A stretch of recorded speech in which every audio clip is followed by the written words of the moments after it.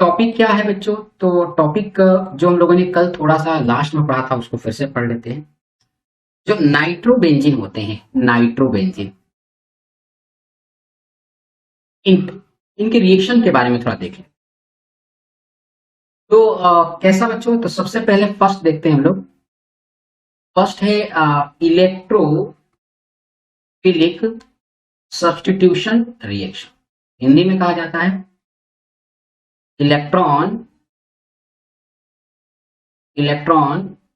स्नेही प्रतिस्थापन अभिक्रिया।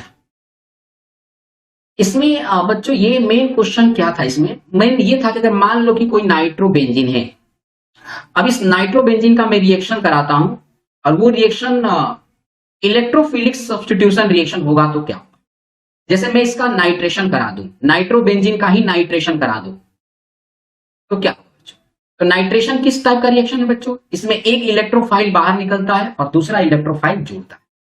इलेक्ट्रोफाइल बाहर निकलने वाला हाइड्रोजन होता है, हाइड्रोजन बाहर निकलता है, और नाइट्रेशन में इलेक्ट्रोफाइल जुड़ने वाला NO2 होता है। नाइट्रेशन कराया कैसे जाता है? तो HNO3 प्लस H2SO4 के प्रेजेंस में, ध्यान रखना बच्चों, इन दोनों के प्रेजेंस में कराया।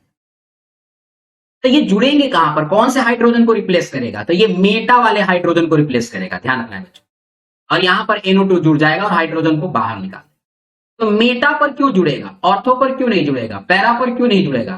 तो यही मैं कल आप लोगों को बता रहा था कि जो नाइट्रोबेंजीन होते हैं वो मेटा डायरेक्टिव ग्रुप होता है, मेटा डायरेक्टिव ग्रुप। और ये हमें कैसे मालूम चलता है? तो मेटा डायरेक्टिव ग्रुप मालूम चलता है रेजोनेंस स्ट्रक्चर से। इसकी रेजोनेंस स्ट्रक्चर बनाओ और वो रेजोनेंस स्ट्रक्चर में NO2 माइनस I इफेक्ट होता है, जबकि रेजोनेंस स्ट्रक्चर माइनस R होता है, जिसे हम -M भी लिख सकते हैं। तो बच्चों -M जो होते हैं वो मेटा डायरेक्टिव ग्रुप होते हैं, और जो +M होते हैं वो पैरा डायरेक्टिव, ऑर्थो और पैरा डायरेक्टिव ग्रुप होते हैं। ये ध्यान रखना, रेजोनेंस में जो +M होते हैं वो ऑर्थो और पैरा डायरेक्टिव ग्रुप होते हैं, जैसे फिनॉल, जैसे कि क्लोरोबेंजीन। बच्चों ये दोनों ऐसे हैं, आप बहुत सारे ऐसे देख सकते हैं जो +M वाले हैं, और ये +M वाले सारे के सारे ऑर्थो और पैरा डायरेक्टिव ग्रुप होते हैं, जबकि -M वाले जो होते हैं वो मेटा डायरेक्टिव ग्रुप होते हैं। तो ये मेटा डायरेक्टिव ग्रुप होने के कारण मेटा पर जुड़ेगा। कोई भी रिएक्शन कराए, जैसे हमने ब्रोमिनेशन करा दिया या क्लोरीनेशन करा दिया,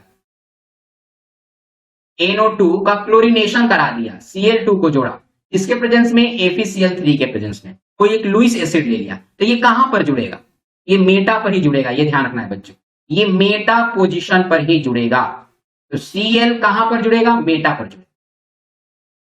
तो ये आप समझ गए होंगे कि इलेक्ट्रोफिलिक सब्स्टिट्यूशन रिएक्शन, इलेक्ट्रॉन स्नेही प्रतिस्थापन अभिक्रिया नाइट्रोबेंजीन पे हमेशा मेटा पोजीशन पर होता है, मेटा पोजीशन पर। सेकेंड क्या है बच्चों? न्यूक्लियोफाइल सब्स्टिट्यूशन रिएक्शन कराया जाए तो क्या होगा?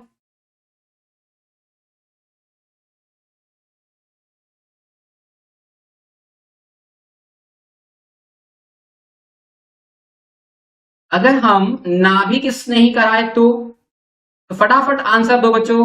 नाभिक स्नेही प्रतिस्थापन अभिक्रिया कहां पर होगा? तो नाभिक स्नेही प्रतिस्थापन अभिक्रिया वहीं पर होगा जहां पर इलेक्ट्रॉन की कमी होगी।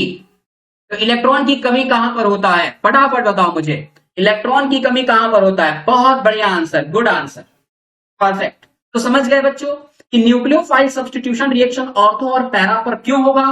क्योंकि नाइट्रोबेंजीन में ऑर्थो और पैरा पर इलेक्ट्रॉन की कमी हो जाती है, तो वहां पर न्यूक्लियोफाइल सब्स्टिट्यूशन रिएक्शन होगा। अगर मेटा की बात करें तो मेटा पर इलेक्ट्रोफाइल सब्स्टिट्यूशन रिएक्शन होता है। तो ये टॉपिक था, छोटा सा बेसिक टॉपिक था, इसे मैंने आप लोगों को स्टडी करा दिया है। अब जो हम लोग बेसिकली चलने जा रहे हैं बच्चों, वो एक्सरसाइज प्रॉब्लम पर चलने जा रहे हैं। एक्सरसाइज प्रॉब्लम जो है इसको देख रहे हैं बच्चों। एक्सरसाइज प्रॉब्लम कोई ज्यादा डिफिकल्ट नहीं होगा अगर आप लोगों ने इस चैप्टर को अच्छी तरह से स्टडी किया है, तो कोई डिफिकल्ट नहीं होगा। जैसे पहला क्वेश्चन है, ठीक है बता दूंगा ग्रेशी, या उसको एक बार देख लो बेटा वीडियो में। वीडियो देखा आपने, नहीं समझ में आया तो मैं टॉपिक के लास्ट में बता दूंगा, ठीक है। तो बच्चों इस क्वेश्चन को देखते हैं। इसमें क्वेश्चन क्या पूछा है? इसमें पूछा है कि इसमें से कौन सा ऐसा है जो स्ट्रॉन्ग बेसिक है? तो स्ट्रॉन्ग बेसिक कौन सा है?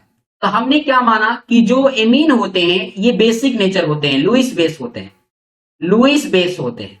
लुईस बेस का मतलब क्या होता है? जो आसानी से अपना लोन पेयर दे दे किसी को, आसानी से दे दे।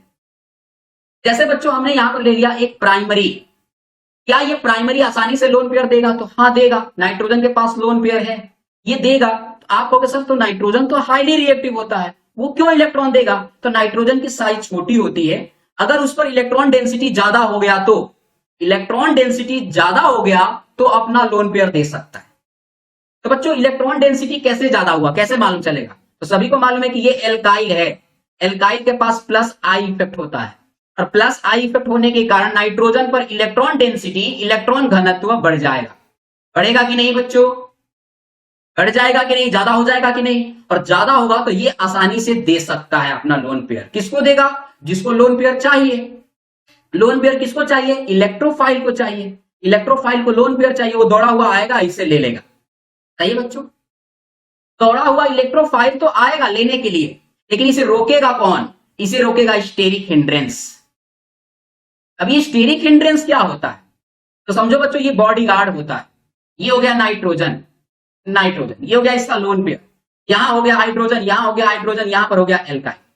ये बड़े बड़े एटम्स हो गए, ये एटम्स हो गए। अब यहां से कोई अगर इलेक्ट्रोफाइल चलेगा तो उसको तो चाहिए इलेक्ट्रॉन, लेकिन इसको रोकेगा कौन? इसको ये सब रोक सकते हैं। रोक सकते हैं कि नहीं? रोक सकते हैं ना, इसे क्या बोलते हैं? स्टेरिक हिंड्रेंस कहते हैं, त्रिविमीय बाधा कहते हैं। अगर ये बाधा बहुत कम हो तो ये आसानी से पर इससे अटैक करेगा और इसे लोन पेयर ले सकता है, क्योंकि ये लोन पेयर देने के लिए उत्सुक है, मैं देना चाहता हूं, और ये आसानी से ले लेगा। तो दो चीजें ध्यान रखना है बच्चों। प्लस आई इफेक्ट क्या बोल रहा है? कि ये आसानी से इलेक्ट्रॉन दे सकता है, बस इतना ही। ये आसानी से इलेक्ट्रॉन दे सकता है, बस इतना ही बोला इसने। लेकिन इलेक्ट्रॉन कब लिया जाएगा? इलेक्ट्रॉन तभी लेंगे जब कोई इलेक्ट्रोफाइल या लुईस एसिड, या लुईस एसिड जब इसके पास में आकर ले ले। अब इसके पास में आने के लिए रोकेगा कौन? ये सब रोकेंगे। ये बड़े बड़े सॉलिड एटम है, ये आने नहीं देंगे। अगर इनमें स्पेस है तो ये आ जाएगा। तो उसी तरह बच्चों हम देख सकते हैं कि अगर यही 2 डिग्री एमीन देखा जाए तो 2 डिग्री एमीन में क्या होगा बच्चों? 2 डिग्री एमीन में और ज्यादा प्लस आई इफेक्ट लगेगा। प्लस आई इफेक्ट होने के कारण ये और उत्सुक हो जाएगा देने के लिए, ये लोन पेयर ले लो। लेकिन यहां पर प्रॉब्लम क्या आएगा बच्चों? ये है एक इलेक्ट्रोफाइल, जब ये आएगा तो इसको प्रॉब्लम क्या आएगा? स्टेरिक हिंड्रेंस का प्रॉब्लम आएगा। और तीसरा क्या है बच्चों? थर्ड क्या है? थर्ड ये सही है बच्चों। तो सबसे आसानी से देने का काम कौन करेगा? 3 डिग्री बहुत आसानी से इलेक्ट्रॉन देने का काम करेगा। लेकिन लेने वाला जब यहां पर आएगा तो उसको ये एल्काइल आने नहीं देंगे। जैसे आपको किसी ने कहा कि मैं आपको मिठाई दे रहा हूं, आ जाओ ले लो, और आप जैसे जाते हो तो द्वारपाल जो सामने खड़ा है वो आपको धक्का मार के हटा देता है। तो वही काम है, नाइट्रोजन बोल रहा है कि मैं इलेक्ट्रॉन दे रहा हूं, ले लो, क्योंकि इस पर इलेक्ट्रॉन डेंसिटी सबसे ज्यादा हो रहा है। लेकिन बाधा कौन डाल रहा है? ये एल्काइल डाल रहे हैं, इसे हम लोग स्टेरिक हिंड्रेंस कहते हैं। तो बच्चों 3 डिग्री एमीन में इलेक्ट्रॉन देने की कैपेसिटी सबसे ज्यादा होती है, लेकिन स्टेरिक हिंड्रेंस होने के कारण, त्रिविमीय बाधा होने के कारण ये अपना लोन पेयर किसी भी लुईस एसिड को या इलेक्ट्रोफाइल को नहीं दे पाता है, और नहीं देने के कारण यह बेसिक कैरेक्टर शो नहीं करता है। ध्यान रखना बच्चों, तो इसका बेसिक कैरेक्टर सबसे कम पाया जाता है स्टेरिक हिंड्रेंस के कारण। इलेक्ट्रॉन तो देगा लेकिन स्टेरिक हिंड्रेंस इसे रोक देगा, भगा देगा इसको। तो सबसे ज्यादा किसमें पाया जाता है बच्चों? मालूम है ना, सबसे ज्यादा बेसिक नेचर किसमें पाया जाता है? सेकेंडरी में। तो ये याद कर लेना बच्चों, सबसे ज्यादा सेकेंडरी, उससे प्राइमरी, और सबसे कम जो होता है वो टर्सरी होता है। और जो एरोमेटिक होते हैं वो तो होते ही नहीं है। एरोमेटिक बेसिक नेचर का नहीं होता है। रीजन कोई बताएगा मुझे? एरोमेटिक बेसिक नेचर का नहीं होता है, ऐसा क्यों? एरोमेटिक बेस रेजोनेंस स्ट्रक्चर होने के कारण। तो इसका आंसर कौन सा है बच्चों? इसका आंसर कौन सा है? फटाफट बताओ मुझे, इसमें आंसर कौन सा है? अ ब स द, ए बी सी डी, कौन सा है? तो ए नहीं होगा, ये होगा बी। इसका बी आंसर होगा, ये है बी। इसका नाम क्या है? फटाफट नाम बताओ, इसका नाम क्या है? इसका नाम है di methyl amine. Clear? Di methyl amine. Next question बच्चों, मैं अपने को हाइड कर रहा हूं, क्वेश्चन सही से दिखेगा। देखो बच्चों नेक्स्ट क्वेश्चन क्या है? नेक्स्ट क्वेश्चन है क्वेश्चन नंबर बी। इसमें क्या देखना है? इसमें पूछ रहा है कि हिंसबर्ग रिएजेंट कौन सा है। तो बच्चों मुझे बताओ हिंसबर्ग रिएजेंट कौन सा है? अगर आप लोगों ने स्टडी पर ध्यान दिया होगा तो आप लोगों को आंसर मालूम होगा, क्योंकि मैंने बताया था हिंसबर्ग रिएजेंट कौन सा होता है, यही होता है ना, बेंजीन सल्फोनिल क्लोराइड, याद है, बेंजीन सल्फोनिल क्लोराइड, ये मैंने बताया था आप लोगों को। अब C3H9 किस फॉर्म में शो नहीं कर सकता है, कौन सा फॉर्म शो नहीं कर सकता है, C3H9N, C3H9N कौन सा फॉर्म शो नहीं कर सकता है? पहला प्राइमरी, तो देख लेते हैं एक बार, ये प्राइमरी बना सकता है कि नहीं, ये तो प्राइमरी बना सकता है, मतलब ये तो शो करेगा, ये आंसर नहीं होगा। क्वाटरनरी सॉल्ट, क्वाटरनरी सॉल्ट का मतलब क्या होता है बच्चों, क्वाटरनरी सॉल्ट का मतलब होता है कि अगर ये एसिड से रिएक्शन करे तो क्या इसके हाइड्रोजन बाहर निकलेंगे, तो हाइड्रोजन बाहर निकलेंगे, सभी लोगों को मालूम है, क्योंकि ये प्राइमरी है, अगर ये प्राइमरी है तो इससे हाइड्रोजन बाहर निकल जाएगा, प्राइमरी बना दिया तो प्राइमरी अमीन तो बना सकता है, ये प्राइमरी बना सकता है, तो ये प्राइमरी हो गया। मैं इसको HCl से रिएक्शन करा दूं, फिर दूसरे मोल HCl से करा दूं, फिर तीसरे से कर लूं, ऐसे 3 डिग्री बनेगा, और लास्ट में क्या हो जाएगा बच्चों, लास्ट में ये क्वाटरनरी सॉल्ट बना देगा। तो बच्चों ये क्वाटरनरी सॉल्ट बना सकता है, और वो कौन सा होमोनोलाइसिस कहलाता है, ये कहलाता है बच्चों हॉफमैन होमोनोलाइसिस। हॉफमैन में पहले 1 डिग्री अमीन बनता है, फिर 2 डिग्री अमीन बनता है, फिर 3 डिग्री अमीन बनता है, और फिर सॉल्ट बनता है। तो पहले से 1 डिग्री अमीन है, पहले से, हम इसको रिएक्शन कराएंगे तो 2 डिग्री अमीन बनेगा, एल्काइल से रिएक्शन कराएंगे तो क्या बनेगा, 2 डिग्री बनेगा, फिर कराएंगे तो 3 डिग्री बनेगा, फिर कराएंगे तो क्वाटरनरी बन जाएगा। तो ये क्वाटरनरी सॉल्ट बना सकता है, 100% बना सकता है।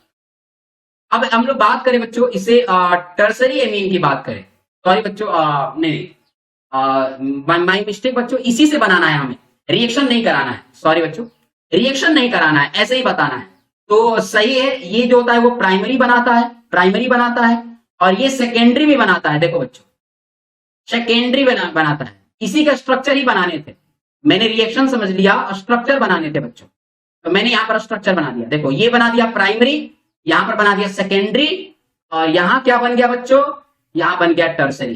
तो आप देख सकते हैं बच्चों कि यह जो फॉर्मूला है वो प्राइमरी, सेकेंडरी और टर्सरी बना देगा, रिएक्शन करेगा तो क्वाटरनरी बनाएगा। तो इसमें कौन सा फॉर्म नहीं बनेगा, तो बी फॉर्म नहीं बनेगा, इसका स्ट्रक्चर बनाना था, तो यह स्ट्रक्चर प्राइमरी भी बनाता है, सेकेंडरी भी बनाता है और टर्सरी भी बनाता है। फोर्थ का आंसर क्या होगा बच्चों, फटाफट आंसर दीजिए मुझे, फोर्थ का आंसर क्या होगा, फोर्थ का आंसर सभी लोग जानते हैं,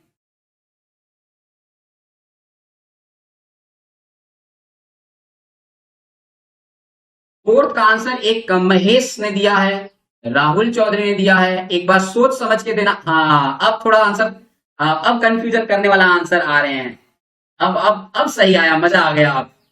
अब मुझे बताओ बच्चों कि sp2 वाले सही है कि sp3 वाले सही है, कौन सही है? तो सभी को बहुत सिंपल सा है बच्चों, जो एल्काइल एमीन होता है वो किसका डेरिवेटिव होता है, एल्काइल एमीन अमोनिया का डेरिवेटिव होता है, सिंपल सा। और अमोनिया की हाइड्रेशन क्या होती है, sp3 होती है। तो जब अमोनिया की हाइड्रेशन संकरण sp3 होती है तो उसका व्युत्पन्न जो होगा बच्चों, जो उसका डेरिवेटिव होगा उसका भी संकरण sp3 ही होगा। तो इसलिए आंसर कौन सा है बच्चों, इसमें बी आंसर है, क्लियर, ये है बी आंसर। नेक्स्ट क्या है बच्चों, नेक्स्ट क्वेश्चन है, फिफ्थ क्वेश्चन, बहुत सिंपल सा है, मस्टर्ड ऑयल रिएक्शन है, मस्टर्ड ऑयल रिएक्शन, और मस्टर्ड ऑयल रिएक्शन में सरसों की तेल की तरह गंध आता है, वो किसका आता है, साइनाइड का आता है, NS का, मतलब थायोसाइनाइड, थायोसाइनेट, सॉरी साइनेट, इसको बोलते हैं साइनेट, इसको बोलते हैं साइनाइड, इसको बोलते हैं थायोसाइनाइड, और इसको बोलते हैं बच्चों थायोसाइनेट। तो बच्चों किसका स्मेल आता है, मस्टर्ड ऑयल की तरह, मस्टर्ड ऑयल की तरह स्मेल किसका आता है?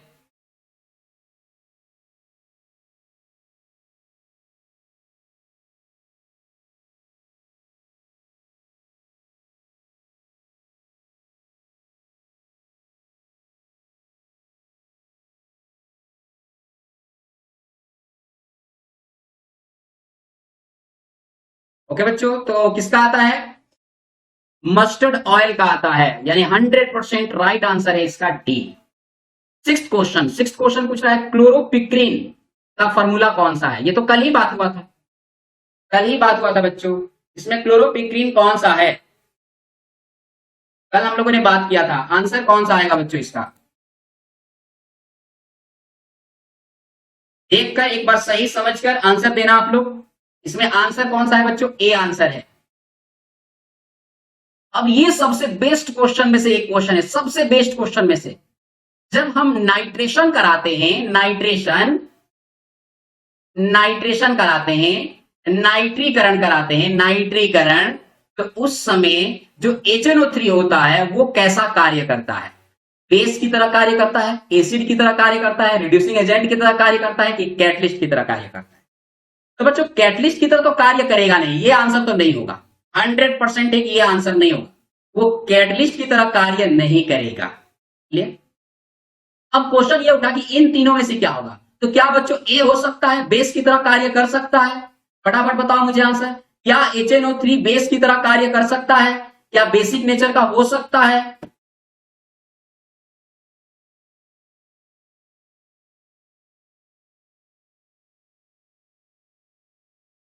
क्या ये बेसिक नेचर का हो सकता है। बहुत बढ़िया आंसर, गुड आंसर, हो सकता है। 100% ये बेसिक नेचर का हो सकता है। भले आप लोगों को एसिडिक दिख रहा होगा, लेकिन ये बेसिक नेचर का भी हो सकता है, मे भी हो सकता है, मे भी। तो एक बार देख लेते हैं क्या सच में है। तो हमने ले लिया यहां पर HNO3 और इसको रिएक्शन करा दिया HSO4 से।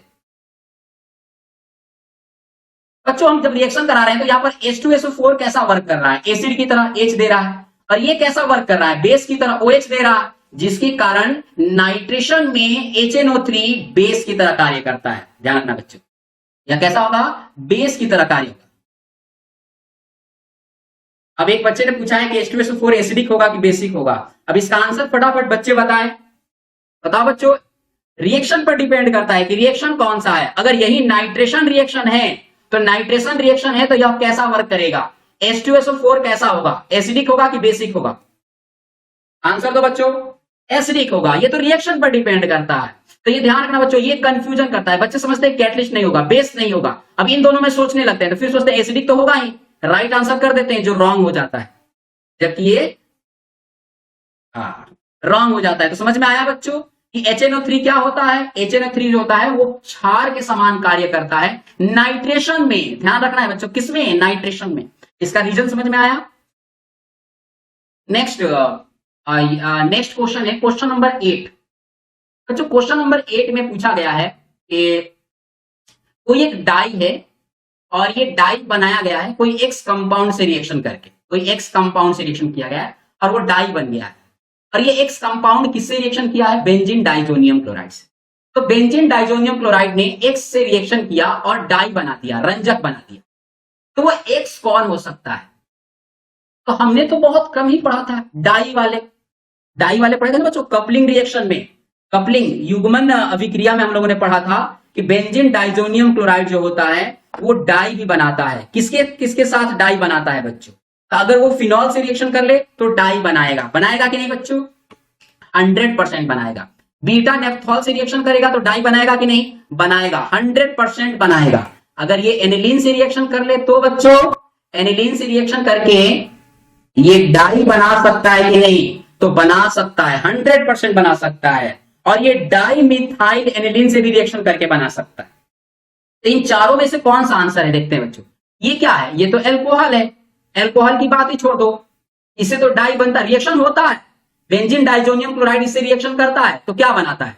फटाफट पहले मुझे आंसर दो बच्चों, सभी लोग आंसर दो कि अगर एल्कोहल रिएक्शन करेगा बेंजीन डाइजोनियम क्लोराइड से तो क्या बनेगा, क्या बनेगा, बेंजीन बनेगा। गुड आंसर, बेंजीन बनेगा। अगर बेंजीन रिएक्शन करेगा तो क्या बनेगा, बेंजीन रिएक्शन करेगा तो क्या बनेगा, बेंजीन डाइजोनियम क्लोराइड से बेंजीन रिएक्शन कर ले तो क्या बनेगा, डाइफेनिल बनेगा। बहुत बढ़िया, बाइफेनिल या डाइफेनिल कहा जाता है। वाटर रिएक्शन कर ले तो क्या बनेगा, वाटर रिएक्शन कर ले तो क्या बनेगा, बेंजीन डाइजोनियम क्लोराइड से वाटर रिएक्शन कर ले तो फिनॉल बनेगा। तो बाकी ऑप्शन कौन सा रहा, डाई वाला ये रहा, ये आंसर है। तो बच्चों देख लो, हम लोगों ने चारों के बात कर ली है, चारों में क्या क्या बनेगा। अब बच्चों नाइन्थ क्वेश्चन जो है वो है फॉर्मूला ऑफ एसिटोनाइट्राइल। तो बच्चों एक बार हम लोग समझ लेते हैं एसिटोनाइट्राइल का फॉर्मूला क्या होता है। एसिटोनाइट्राइल, जो एसिटो वर्ड है बच्चों वो एसिड से आया है, और वो कौन सा एसिड, कार्बोक्सिलिक एसिड से। तो कार्बोक्सिलिक एसिड यही होता है, यानी 2 कार्बन वाला ही एसिटोनाइट्राइल होगा। एसिटोनाइट्राइल 2 कार्बन वाला ही होगा 100%, क्योंकि ये एसिड वाला नाम है।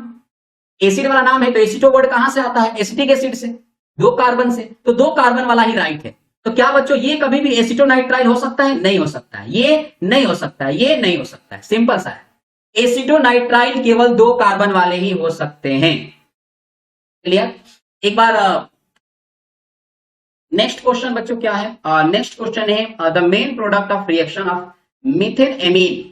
मीथेन एमीन हमने ले लिया है पर मीथेन एमीन, और इसको रिएक्शन करा रहे हैं टिल्डल रिएजेंट से, NOCl से, नाइट्रोसिल क्लोराइड। नाइट्रोसिल क्लोराइड को टिंडल रिएजेंट कहा जाता है, नाइट्रोसिल क्लोराइड। जब इसको रिएक्शन कराते हैं तो इनमें से कौन सा कंपाउंड बनेगा जो सामने दिया गया।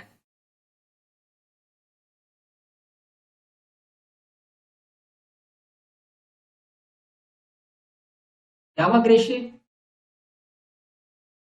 प्रॉब्लम क्या है, एसिटो ग्रुप, मुझे समझ में नहीं आया। अभी क्या 9 वाले में तुम्हें प्रॉब्लम है।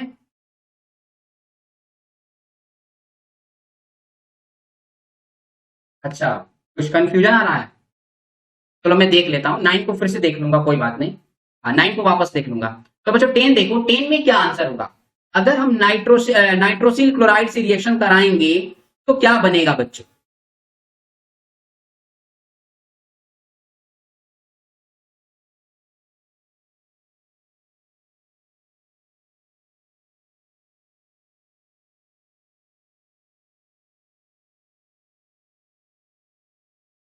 तो इसमें राइट आंसर लगभग सभी बच्चों ने दिया है कि इसके आंसर क्या होंगे। इसके आंसर होंगे, अगर हम नाइट्रोसिल क्लोराइड को, जिसे हम लोग टिल्डन रिएजेंट कहते हैं, टिल्डन रिएजेंट, अगर हम उससे रिएक्शन करा दें तो यहां पर क्लोरो कंपाउंड बनते हैं, सभी को मालूम है। कौन सा कंपाउंड बनता है बच्चों, क्लोरो कंपाउंड बनता है, ये सभी को मालूम है।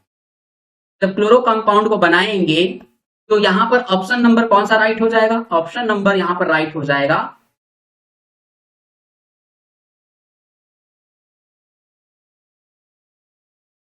ऑप्शन नंबर राइट हो जाएगा। ओके, राइट आंसर है सी। हाँ, तो अब क्या बच्चों को डाउट है क्वेश्चन नंबर 9 में, क्या सभी बच्चों को डाउट है क्वेश्चन नंबर 9 में। क्वेश्चन नंबर 9 में क्या आपको पता नहीं है कि यही आंसर होगा। ऋषि को डाउट आ रहा है, क्या सभी को डाउट है। क्वेश्चन नंबर 9, क्या बेटा किसी को डाउट आ रहा है।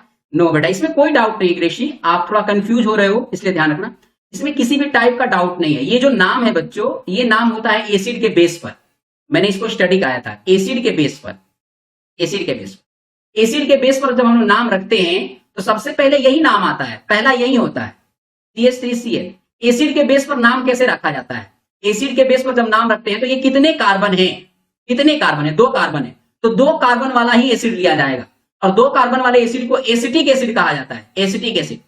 और ये एसिटिक वर्ड किससे आया है, एसिटो से आया है, एसिटो। अब कंफ्यूजन क्या होता होगा, ग्रीशी को मैं पहले भी बता चुका हूं कि इसे हम एसिटो कहते हैं, इसलिए कंफ्यूजन हो रहा होगा कि हम इसे एसिटो कहते हैं, मैंने ये बताया था, इसलिए शायद कंफ्यूजन इसी बात पर आ रहा होगा ग्रेशी को, यही प्रॉब्लम हो रहा होगा, और बाकी ऐसा कुछ नहीं है, क्योंकि वो भी जानते हैं ये। तो बेटा आपको मैं बता दूं, इसे हम एसिटो कहते हैं, 100% कहते हैं, ये ध्यान रखना। लेकिन जब ये साइनाइड के साथ बनाता है, साइनाइड के साथ, तो हम बच्चों इसे भी एसिटो ही कहते हैं, इसका भी नाम एसिटो नाइट्राइल ही होता है, और ये नाम मैंने बताया है कि एसिटिक एसिड के बेस पर रखा जाता है। मुझे मालूम चल गया था यही रीजन होगा। ओके, अब समझ में आ गया बेटा। तो हम जब साइनाइड जुड़ता है इसमें, तो हम केवल एसिटिक एसिड का डेरिवेटिव लेते हैं कि एसिटिक एसिड किससे बना है, तो एसिटो से बना है, वो नाम लेते हैं, सिर्फ सिर्फ हम लोग नाम लेते हैं, ये नहीं लेते, नेम लेते हैं सिर्फ, ये ध्यान, स्ट्रक्चर नहीं, नेम। अब नेक्स्ट बच्चों, ओके नेक्स्ट क्वेश्चन चलते हैं हम लोग। Question number very short answers question है। इसमें पहला क्वेश्चन जो है बच्चों वो क्या है, तो फर्स्ट क्वेश्चन हम लोग देखते हैं। पहला क्वेश्चन जो है वो है explain why aromatic diazonium salt is more stable than aliphatic. क्या कारण है कि एरोमेटिक डाइएजोनियम सॉल्ट लवण जो होते हैं वो एलिफेटिक डाइएजोनियम लवण से स्टेबल होते हैं? तो बच्चों स्टेबिलिटी का रीजन तो सभी को मालूम है, फटाफट इसका आंसर दो। ऐसा क्या है कि एरोमेटिक ज्यादा स्टेबल होता है कंपेयर टू एलिफेटिक? वाई? अब इसका आंसर तो सभी को, रेजोनेंस, रेजोनेंस स्ट्रक्चर के कारण। बहुत बढ़िया answer. Explain why alkane amine is strong base than ammonia. Ammonia से ज्यादा एल्केन एमीन बेसिक क्यों होता है? क्या रीजन होता है? तो बहुत सिंपल सा रीजन है बच्चों इसका।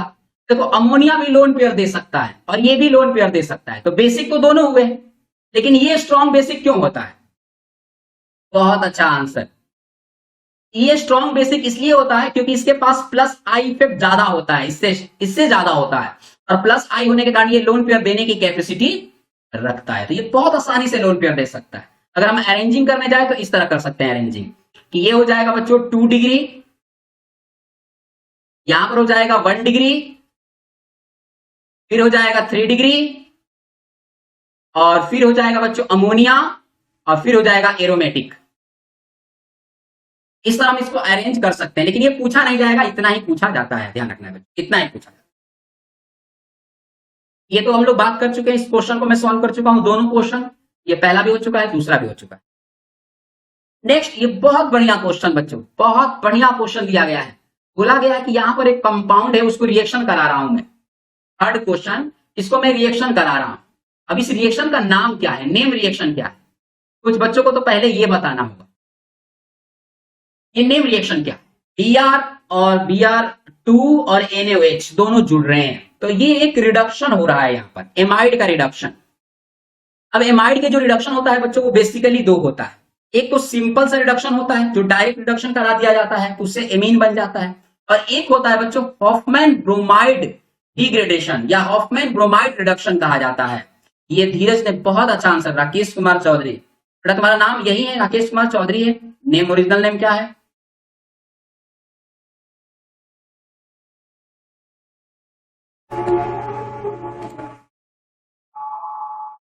मनीष चौधरी, ठीक है बेटा। तो मनीष ने भी आंसर राइट दिया है, एकदम परफेक्ट आंसर दिया है। हम देख सकते हैं, तो बच्चों यहां पर जब रिएक्शन कराते हैं तो क्या होता है, हॉफमैन में क्या होता है, हॉफमैन में ये कार्बन निकल जाता है, बाहर निकल जाता है, और यहां पर एमीन बनता है 1 कार्बन, एक कार्बन कमी हो जाती है, तो ये एमीन बन जाएगा। अब यानी एक्स क्या होगा बच्चों, एक्स हो जाएगा ये। अब इस एक्स को रिएक्शन करा दिया जाए, अगर हम इस एक्स को यानी RNH2 को, एल्काइल एमीन को रिएक्शन करा दे क्लोरोफॉर्म और potassium hydroxide, alcoholic potassium hydroxide के प्रेजेंस में, तो क्या बनेगा? तो इस रिएक्शन का नाम क्या है बच्चों, इस रिएक्शन का नाम क्या है? इस रिएक्शन का नाम क्या है? कार्बिल एमीन, हॉफमैन नहीं, कार्बिल एमीन, केवल इसको कार्बिल एमीन बोलो बच्चों, कार्बिल एमीन, इसी नाम से ये ज्यादा प्रचलित है, कार्बिल एमीन से, ठीक है। या इसे आप आइसोसाइनाइड टेस्ट भी बोल सकते हैं, आइसोसाइनाइड टेस्ट भी बोल सकते हैं, ठीक है। तो इसमें बनता क्या है बच्चों, क्या बनता है? एनसी बनता है। तो आप देख सकते हैं कि वाई क्या बनेगा, एनसी बनेगा। तो एक्स हो जाएगा एमीन RNH2 और ये हो जाएगा RNC। Question number 4, question number 4 में क्या है बच्चों, क्वेश्चन नंबर 4 में बोल रहा है कि यहां पर बेंजीन डाइजोनियम क्लोराइड ले लिया गया है और इसको रिएक्शन कराया जा रहा है वाटर से, तो क्या बनेगा? बेंजीन डाइजोनियम क्लोराइड को जब वाटर से रिएक्शन कराते हैं तो क्या बनता है, ये सभी को मालूम है, इसमें कोई डाउट ही नहीं है, और ऐसा ही आप लोग को फाइनल एग्जाम में आते हैं, ध्यान रखना बच्चों। फिनॉल, और जब फिनॉल को Br2 से रिएक्शन कराए तो क्या होगा? जब फिनॉल को Br2 से रिएक्शन कराए तो क्या होगा? ब्रोमिनेशन होगा, और ब्रोमिनेशन होगा तो Br कहां पर जुड़ेगा? ये एक्सेस अमाउंट में तो है नहीं, ये तो Br2 यहां पर कम अमाउंट में माना जाएगा, एक्सेस तो माना जाएगा, लिखा नहीं है। अगर लिखा होता तो हम मान लेते एक्सेस, अगर नहीं लिखा है तो आप क्या करोगे बच्चों, आप इसे ब्रोमिनेशन करा दोगे। ब्रोमिनेशन कराओगे तो ये ब्रोमीन कहां पर जुड़ेगा? ऑर्थो और पैरा पर, ऑर्थो और पैरा पर, और पैरा वाले को ज्यादा स्टेबल मानेंगे हम लोग, पैरा वाले को ज्यादा स्टेबल मानेंगे, तो हम बी को पैरा लिख सकते हैं। अगर बच्चों इसमें अगर ऐसा भी हो सकता है कि अगर ये एक्सेस होगा तो क्या हो, मान लो Br2 एक्सेस हो तो फिर क्या हो, अगर Br2 एक्सेस हो तो Br ऑर्थो, पैरा और मेटा तीनों पोजीशन पर जुड़ेगा, ध्यान रखना है बच्चों। सॉरी बच्चों, मेटा पर नहीं जुड़ेगा, दोनों ऑर्थो और एक पैरा पर जुड़ेगा, दोनों ऑर्थो और एक पैरा पर जुड़ेगा अगर एक्सेस अमाउंट में है तो। अगर एक्सेस अमाउंट में नहीं है तो एक ऑर्थो और एक पैरा अलग बनाएगा, जिसमें से पैरा को हम स्टेबल मानेंगे। 2,4,6 ट्राइब्रोमोफिनॉल, बहुत बढ़िया बच्चों, तो ये भी आप लोग आंसर जानते थे। नेक्स्ट क्वेश्चन है बच्चों कि डाइमिथाइल स्ट्रॉन्ग एमीन क्यों है, स्ट्रॉन्ग बेस क्यों है? डाइमिथाइल मिथाइल एमीन से स्ट्रॉन्ग बेस क्यों है? डाइमेथिल मेथिल एमीन से प्रबल क्षार क्यों है? क्वेश्चन ये पूछा है, ये क्यों है? अब इसका आंसर तो मुझे देना नहीं है, आप सभी लोग जानते हैं बच्चों। क्या है इसका आंसर? ये प्रबल क्षार क्यों है? क्या रीजन दोगे? क्या रीजन दोगे? दो रीजन आएंगे ना इसमें, दो रीजन आएंगे। एक रीजन से आप इसको प्रबल क्षार नहीं कह सकते हैं, दो रीजन बताओगे। एक तो प्लस आई इफेक्ट बताओगे और स्टेरिक हिंड्रेंस भी कोई ज्यादा नहीं होता है, ये बताना है बच्चों। इसमें स्टेरिक हिंड्रेंस कोई ज्यादा नहीं होता है और प्लस आई इफेक्ट ज्यादा होने के कारण ये स्ट्रॉन्ग बेस होता है, ये ध्यान रखना। इसका स्ट्रॉन्ग बेस होने का रीजन यही बताना है कि less steric hindrance and plus I effect ज्यादा होता है। अब लेस स्टेरिक हिंड्रेंस का मतलब क्या होता है? ये मत समझना कि आप इससे कम है, अब ये मत समझ लेना कि आप इसका मिथाइल एमीन से भी कम है, सर ऐसा बोल रहे हैं। नहीं बेटा, मैं ऐसा नहीं बोल रहा हूं, मैं ऐसा बोलना चाहता हूं कि जैसा होना चाहिए स्टेरिक हिंड्रेंस उतना नहीं है इसका, बस ये समझना।